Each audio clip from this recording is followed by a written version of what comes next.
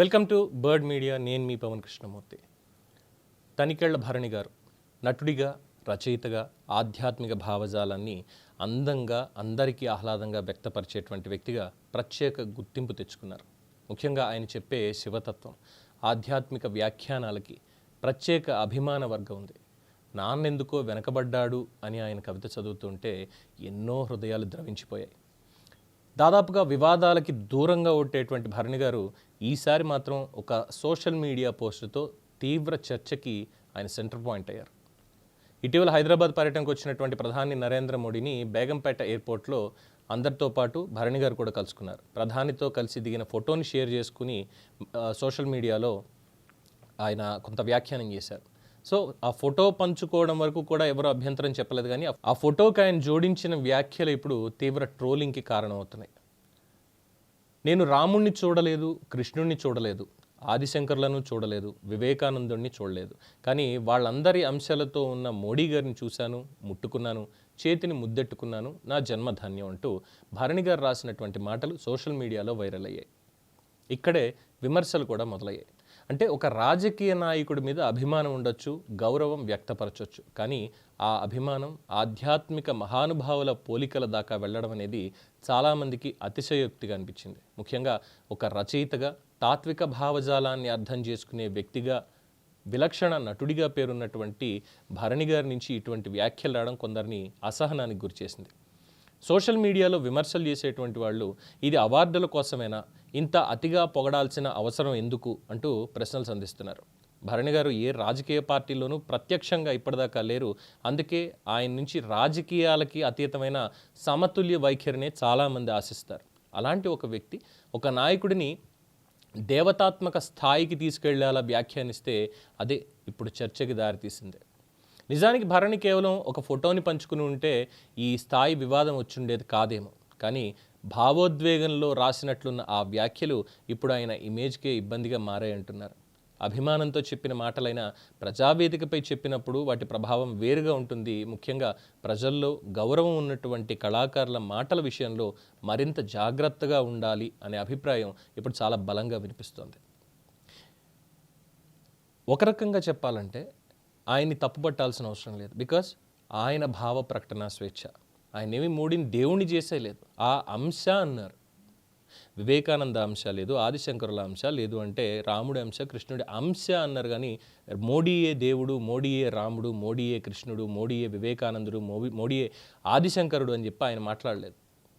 ఆయన్ని కలిసినప్పుడు ఆయనకి సహజంగా అనిపించినటువంటి భావోద్వేగాన్ని ఆయన పలికించారు. ఇది చాలామందికి నచ్చలేదు. ఫైన్, తప్పులేదు. ఎందుకంటే ఒకళ్ళు చేసే పని ఇంకొకళ్ళకి నచ్చాలి అనేటువంటిది ఎప్పుడు ఉండదు. కొందరికి నచ్చొచ్చు, కొందరికి నచ్చకపోవచ్చు. నచ్చినటువంటి వాళ్ళు చాలా సాఫ్ట్గా, ఎందుకు గురుగారు మీకు మోడీ గారిని కలిశాను చాలిది అన్న ఒక పాయింట్ పెట్టినా కూడా సరిపోయేది కదా, ఎందుకు ఇప్పుడు ఇగో ఇంతమంది బుక్కా ఫకీర్లు, సన్నాసులు, వెధవలు, వీళ్ళందరూ ఇప్పుడు అనవసరంగా మీ విద్వత్తుని ఇష్టం వచ్చినట్టు మాట్లాడుతున్నారు అని చెప్పి వాళ్ళ బాధ వాళ్ళది. వాళ్ళు ఆక్రోశిస్తున్నారు, చెప్తున్నారు. ఇంకా మన బుక్కా ఫకీర్ అయితే ఏకంగా చాలా పెద్ద విషయాలు చెప్పుకుంటూ వచ్చాడు అనుకోండి, ఎక్కడున్నారో తెలియదు, కానీ గాడిద గొంతు వేసుకుని మరీ అరిచేశాడు, అది వేరే విషయం. ఇంకా చాలామంది ఉన్నారు అలాగా, ఏకంగా దేవుని చేశాడు, అది చేశాడు, ఇది చేశాడు అంటూ. పైగా అవార్డుల గురించి ఇప్పుడు ప్రధాని నరేంద్ర మోడీని ఏకంగా ఇంతలా పొగడాలా? మరి గతంలో ఏ రాజకీయ పార్టీ నాయకుల్ని ఎవరేం పొగడలేదా? ఎవరేం చేయట్లేదా? కేవలం భరణి గారు మాత్రమే తప్పు చేశారా? ఇంకెవడైతే తప్పు చేయలేదు. మిగతా వాళ్ళందరూ కూడా శుద్ధపూసలు కదా, అందరూ శుద్ధపూసలు కదా. మరి ఆయన భావ ప్రకటన, ఆయన ఏమి డైరెక్ట్గా దేవుడు అని అనలేదు. ఇది నా అభిప్రాయం అని చెప్పి ఆయన చెప్పుకున్నాడు, సోషల్ మీడియాలో పంచుకున్నాడు అంతే. మోడీ గారిని కలిశాను అని. అంతకుమించి తప్పేం చేశారు? ఆయన విద్వత్తులో, అంటే ఈ మాట్లాడేటువంటి వాళ్ళు ఉంటారు చూసారా కొంతమంది, ఆయన విద్వత్తులో కనీసం లేచి మాత్రం వచ్చినా కూడా చాలా గొప్పగా ఉండేవాళ్ళు, మేధావులు. ఆయన శివతత్వం చెప్తారు, మానవత్వం చెప్తారు, ఎవరిని ఎప్పుడు తోలనాడినటువంటి మాట లేదు, చాలా సౌమ్యంగా ఉంటారు, ప్రతి ఒక్కళ్ళని ఆత్మీయంగా ఆప్యాయంగా పలకరిస్తారు. ఆయన కోప్పడ్డం అనేది నాకు తెలిసినంత వరకు ఎప్పుడు జరగలేదు. చూడలేదు. అసహనం వ్యక్తం చేస్తున్నారని ఇంకోటి ఎప్పుడూ లేదు.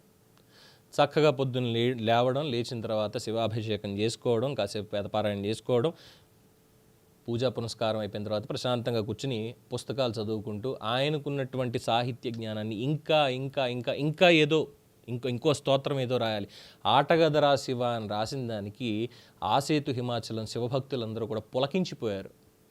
అంతకంటే పెద్దవాడు ఏమొస్తుంది ఆయనకి? అంతకంటే ఏమొస్తుంది? తెలుగు ప్రేక్షకులే కాదు, హిందీ ప్రేక్షకులు కూడా ఒకప్పుడు ఆయన నెత్తి మీద పెట్టుకున్నారు, వర్సటైల్ ఆర్టిస్ట్ అని చెప్పని. అంతకు మించిన అవార్డు ఏమైనా వస్తుందా? సో విమర్శించడంలో తప్పు లేదు, సద్విమర్శ అవ్వాలి. సింపుల్గా చెప్పొచ్చు, భరణి గారు మీరు కూడా ఏంటండి ఇలాగా, అంత వ్యాఖ్యానం ఎందుకు?